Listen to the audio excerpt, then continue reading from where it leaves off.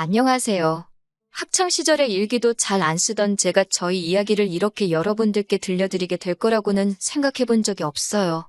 결혼 4달 만에 돌변한 시어머니와 자기 어머니 등에 업고는 자기 세상이다 칼춤을 추던 남편에게 한 방 먹여줬습니다. 결혼 전에 그러셨다면 애초에 결혼할 생각조차 안 했을 텐데 결혼식 올리자마자 저렇게 그러시니 참 유감스럽고 당황스러워셔. 처음 사건의 발단은 아마 결혼 준비를 하면서 생긴 일이라고 생각하네요. 저와 남편은 요즘 흔히들 한다는 반반 결혼을 했습니다. 반반 결혼 진행하면서도 예단이다 뭐다 해서 시어머니께서는 돈 맨 끝자리 한 푼이라도 손해보는 기분 들지 않게 뽕을 뽑으려고 하시는 느낌을 받았어요. 반반 결혼 이야기도 사실 따지고 보면 남편이 먼저 꺼낸 말에 제가 동의를 한 일이기도 하고 저 또한 요즘 천청부지로 치솟은 집값에 남자가 집하는 게 당연하고 여자만 혼수해오는 시절 이야기는 통하지도 않는다는 생각을 가지고 있었고 그게 요즘 같은 상황에서는 당연한 것이라 생각했었거든요. 반반 결혼을 하는 데 있어서 저는 아무런 불만이 없었고 오히려 나중에 우리 집에서 더했네 니네가 덜했네 이런 이야기 나오는 거 싫어서 되도록 시어머니가 원하는 대로 맞춰가려고 했습니다. 대신 저도 무작정 손해만 보고 싶지는 않았기에 어머님의 요구가 좀 지나치다는 생각이 들면 저도 다른 방법을 동원해서 최대한 현실적인 상황이 되도록 노력했습니다. 예를 들면 어머님께서는 막바지에 가서는 남들 다 받는 명품 가방 하나를 받아야겠다는 식으로 말하셨는데 그 금액대가 몇백만 원이 넘는 고가의 가방이었거든요.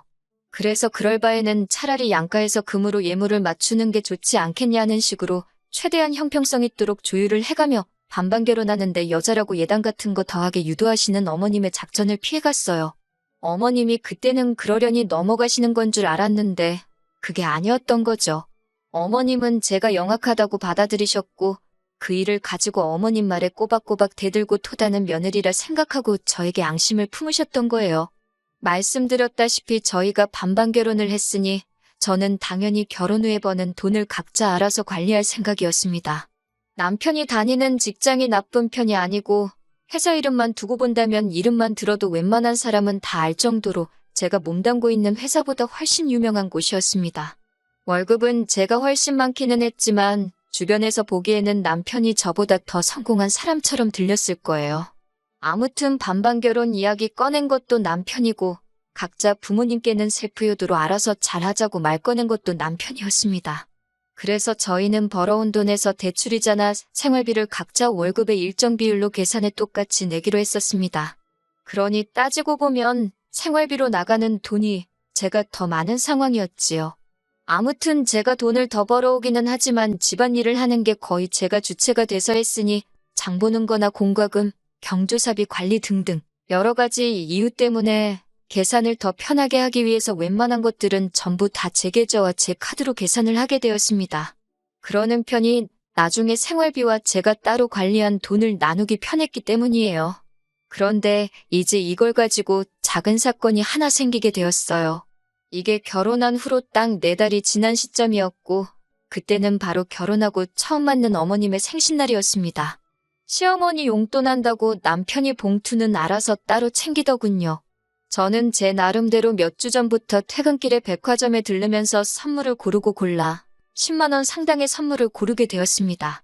생신 당일날 남편이 예약해놓은 인당 10만 원이 넘는 꽤나 고급진 코스 요리 레스토랑에서 식사를 하게 되었습니다. 어머님은 싱글벙글 기분이 좋아 보이셨어요. 말씀드렸다시피 이날 전까지는 어머님이 저에게 직접적으로 저기를 보이신 적이 한 번도 없으셨거든요. 그런데 난데없이 제가 좀 나쁘게 들었을 수는 있지만 약간 비아냥대시는 말투로 며느리 덕분에 이런 것도 다 먹어본다면서 우리 아들이 힘들게 번 돈이 어쩌고 저쩌고 하시면서 결혼하고 맞는 시어머니 첫 생신인데 며느리가 밥상은 안 차리고 아들 돈으로 편하게 때우려고 한다는 식으로 말을 하시더라고요. 생신상 챙겨드리는 거야 어려운 일이 아닌데 솜씨 없는 제 음식 드시는 것보다 분위기 좋고 맛까지 좋은 레스토랑에서 식사가 더 좋겠다는 생각이 들기도 했고 이미 남편이 결혼 전부터 각자 부모님께 셀프효도 하자고 못을 박아놓은 상황인데 제가 나서서 어머님 생신이라고 미역국 끓이고 그럴 필요가 없다고 생각을 했었습니다. 그런데도 계속해서 제가 귀찮고 신경을 안 써서 남편 헛돈 쓰게 만들었다는 식으로 말씀을 하시니 저도 아무 말을 하지 않고 있을 수가 없어서 한마디 꺼냈습니다. 남편이 결혼 전부터 각자 부모님은 각자가 챙기자고 강조해왔고 이 식사도 제 덕분에 드시는 게 아니라 남편이 어머님 생신 특별하게 보내기 위해서 몇 달 전부터 알아보고 힘들게 예약해서 드시는 거다 설명을 드렸죠. 정확한 사실관계를 알려드리고 싶었는데 어머님 눈치가 아주 귀신 같으시더라고요. 제 말을 딱 듣고 모든 상황을 단번에 파악해버리신 거예요. 봉투 따로, 선물이 따로 있으니 어머님께서는 대번에 이 봉투는 아들이 준비한 거고 너는 고작이 향수 하나를 준비한 거냐? 뭐 이런 식으로 물어보셨어요. 달리 변명할 여지도 없고 숨길 이유도 없다고 생각해서 그렇다고 맞다고 대답했습니다. 그러니 어머님이 좋은 기분 유지하고 계신 것도 잠시였고 아주 입맛이 다 떨어졌다는 듯한 표정으로 아들 앞에서는 생긋생긋 웃으시면서도 곁눈질로 저를 째려보며 눈치를 주는 게 느껴졌습니다. 그리고 그 어머님의 생신날을 기점으로 어머님의 며느리 잡들이가 시작이 되었어요. 자랑은 아니지만 저는 제 수입에 자부심이 있습니다. 돈을 잘 벌기도 하고 저 또한 제 스스로가 돈 관리에 있어서는 철저한 사람이라고 생각합니다. 돈을 많이 벌고 반반 결혼했다고 각자 버는 돈 따로 관리하는데 찬성했지만 제가 제 맘대로 돈을 쓰고자 함이 아니었어요. 애초에 돈을 흥청망청 쓰는 타입도 아니고 제 주변 친구들이나 다른 사람들이 하는 것처럼 옷 같은데 투자한 적 없습니다. 옷도 적당한 브랜드 옷 위주로 입고 명품백 같은 건 대학교를 졸업한 이후부터는 단 한 개도 사모은 적이 없고 그나마 쓰는 게 피부관리라든지 운동같이 자기관리에 필요한 것들 뿐이에요. 저는 제 나름대로 제가 알뜰하고 현명하게 돈 관리를 하고 있다고 생각합니다. 그런데 시어머니가 생신을 기점으로 자꾸 부부가 돈 관리를 따로 하는 게 남이지 어떻게 부부냐고 하시며 이게 말이나 되냐면서 아무리 남편이 먼저 따로 돈 관리를 하자고 했어도 그걸 찬성한 데 있어서 저한테 무언가 꿍꿍이 속이 있을 거라고 하시더군요. 무슨 말씀을 하시려고 저러나 싶었는데 결론은 제가 돈을 어떻게 쓰고 있는지 검사를 한번 해봐야겠으니 결혼 후부터 오늘까지의 카드 명세서를 받아다가 자기한테 검사를 받으라고 하시는 거예요. 그게 무슨 소리인가 싶었네요. 저희가 용돈 타서 쓰는 애들도 아니고 난데없이 돈을 어디다 쓰는지 검사를 받으라니 어이가 없었어요. 저희 부모님께서 제가 어릴 적에 용돈을 주셨을 때도 제가 그 돈을 어디다 썼는지 확인하신 적 한 번도 없는데 그걸 이제 와서 어머님이 하시겠다니 제가 왜 그 검사를 받아야 하는지 모르겠다 대답했죠. 그러니 어머님은 우리 아들은 원래부터 자기가 근검절약이 몸에 배도록 교육을 시켜놓아 걱정할 필요도 없지만 제가 소비를 어떻게 하고 있는지는 당신이 알 방법이 없으니 이참에 한번 검사를 해보고 고쳐야 할 게 있으면 바로 잡아주시겠다 하시는 겁니다. 알아서 잘하고 있고 바로 잡아주실 만큼 잘못된 소비를 하고 있지 않다고 그렇게는 못하겠다 거절을 했어요. 한참 동안 돈이 어쩌고 저쩌고 경제가 어쩌고 저쩌고 하면서 잔소리를 들어야 했지만 끝까지 그렇게는 안 하겠다 정확하게 제 의견을 전달했습니다. 퇴근하고 돌아온 남편하고 이 이야기를 가지고 2차전을 하게 될 줄은 상상도 못했어요. 남편은 집에 오자마자 대뜸 어머니한테 이야기 다 들었다고 며느리가 시어머니한테 그게 뭐하는 버르장머리냐고 하면서 다른 것도 아니고 어른이 여태까지 축적된 삶의 지혜를 나눠주시겠다는데 제가 뭐라고 그걸 거절을 하냐고 따지는 거예요.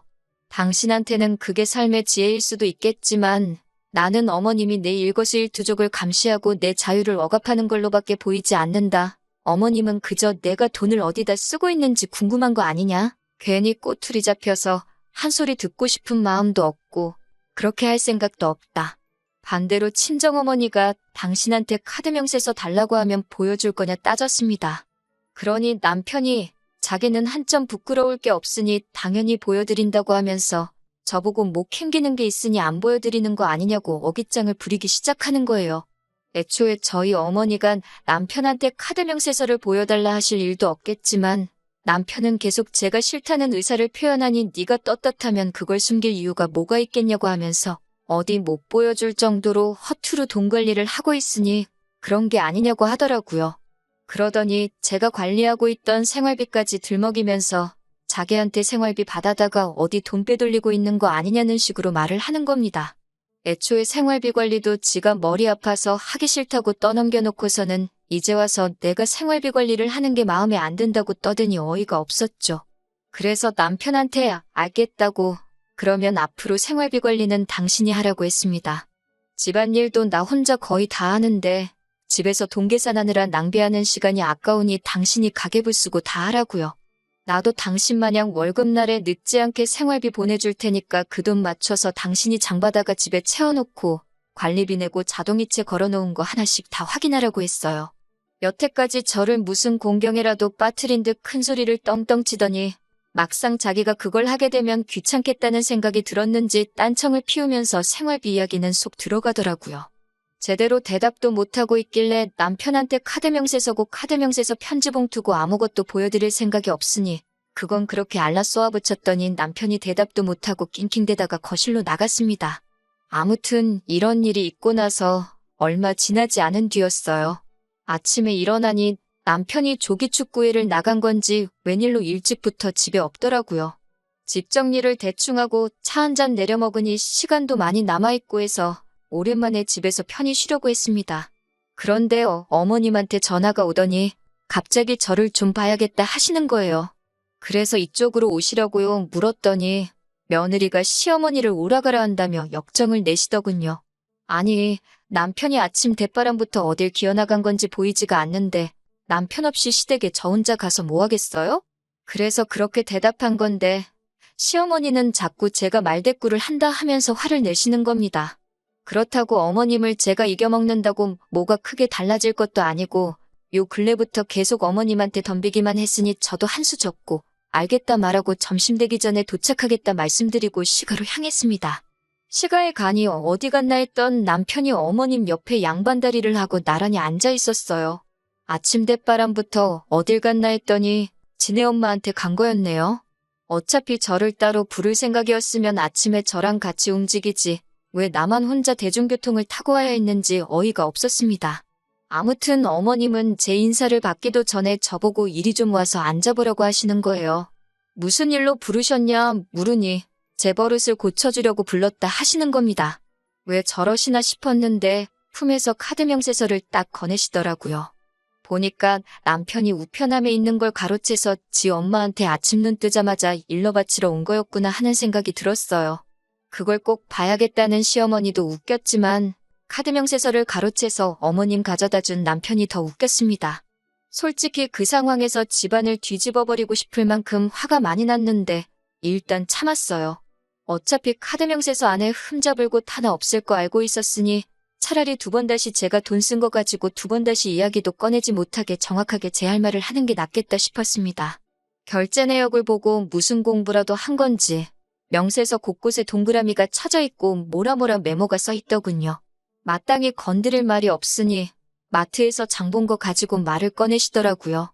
둘이서 먹는데 무슨 장 보는데 돈을 그렇게 많이 쓰냐고 하면서 혹시 마트에서 몰래 한우 같은 걸 사가지고 친정에 보내주고 있는 게 아니냐고 하는 겁니다.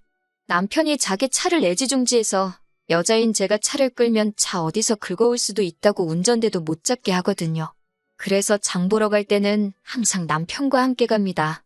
장 보는데 돈이 많이 나오는 건 미리 조리된 튀김 같은 거 먹고 싶다. 튀김에는 맥주를 마셔야지 않겠냐. 고기 구워 먹고 싶다 하면서 쓸데없는 거 하나씩 더 담는 아드님 덕분에 그런 거라고.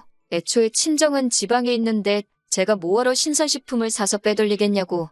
생활비 관리 차원에서 마트에서 그동안 장본 영수증을 다 가지고 있는데 원하시면 보여드리겠다 했죠.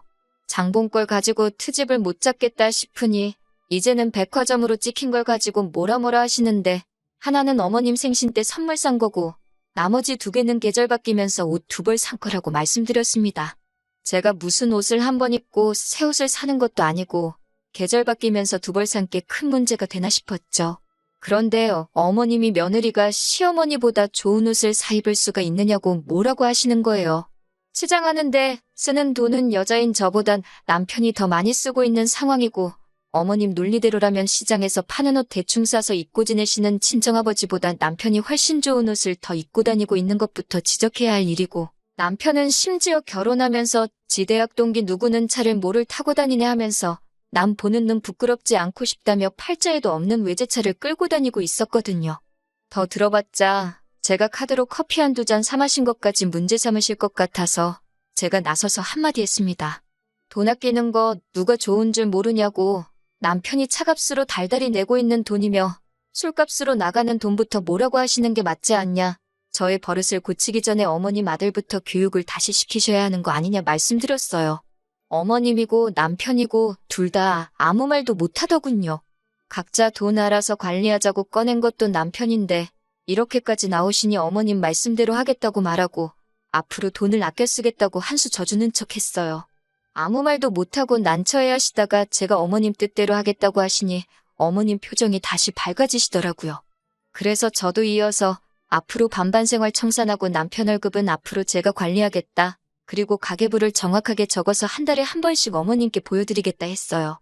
그러니 어머님이 갑자기 당황한 표정으로 왜 그게 그렇게 되는 거냐 하시는 거예요.